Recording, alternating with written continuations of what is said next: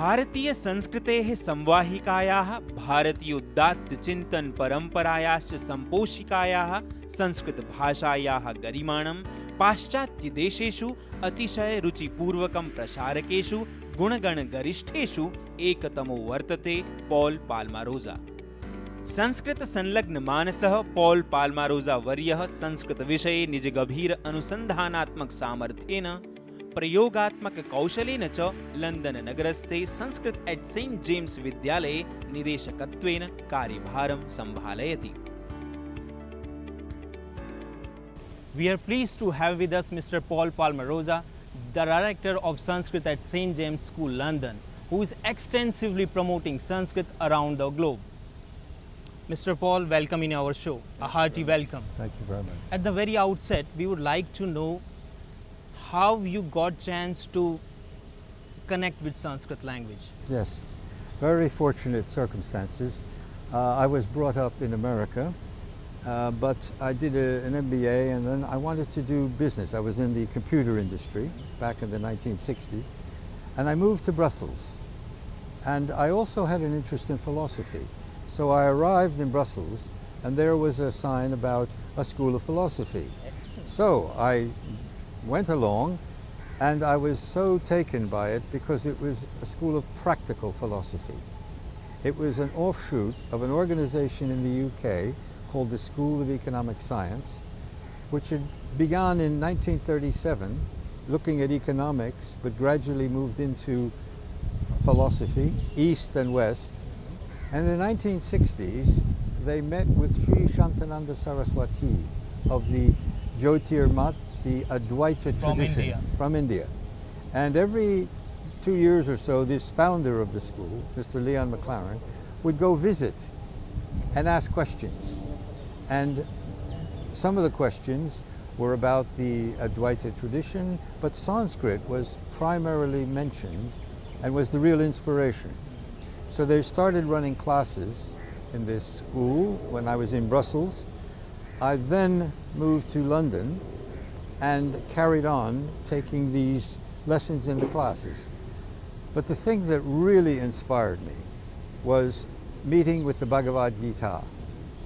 I met with this tremendous work and that made me want to understand Sanskrit in more depth, to understand the Gita, because I saw in the Gita both the philosophy about our true nature, but also the practical guidelines for life.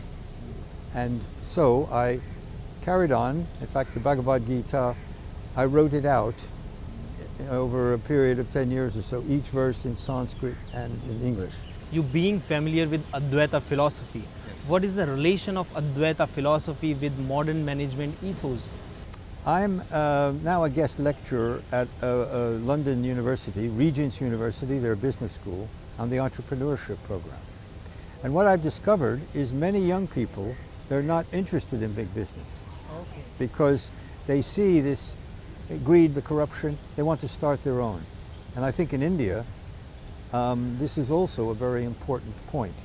So what's happening is when I had developed this app based on the If I Can, which was values for everyone, we're now developing one called the Ethical Entrepreneur, which relates values, natural human values, to 9 core management functions. And quite interesting, in order to communicate a message, you need to be very careful. And with our study of Advaita, my friend and I developed a book, From Principles to Profit. Work to principles and the profit will come. So we're trying to relate natural values to business values like efficiency, service, qualities, and then show that if you do that, you get a sustainable business. So the aim is to show that business can be ethical and effective, principled and profitable, conscious and commercial. That's the bridge.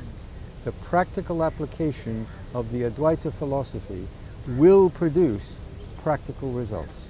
In your opinion, What is the beauty of Sanskrit language which you don't find in any other language? In today's world, a global world, we must find common ground for communicating. It's very important.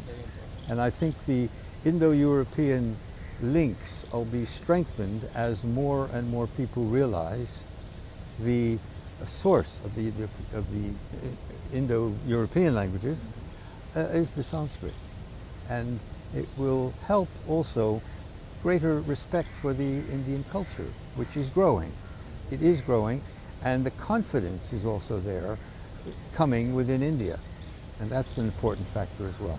What is the idea behind creating regular classes for Sanskrit at St. James School?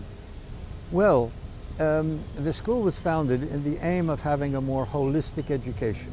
So feeding both the physical, the intellectual, the emotional, but most importantly, the spiritual dimension. And also, language is a very important subject. So in recognizing Sanskrit, as they began to do, as the source of all Indo-European languages, it became the basis for language teaching at St. James.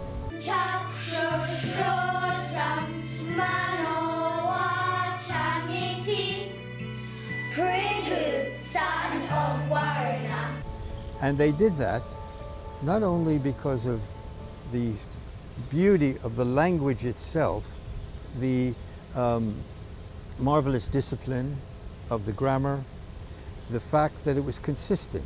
As it was spoken, so it was written, very consistent. But in English, for example, you have the word sweet, spelled S-W-E-E-T, and beet, the vegetable.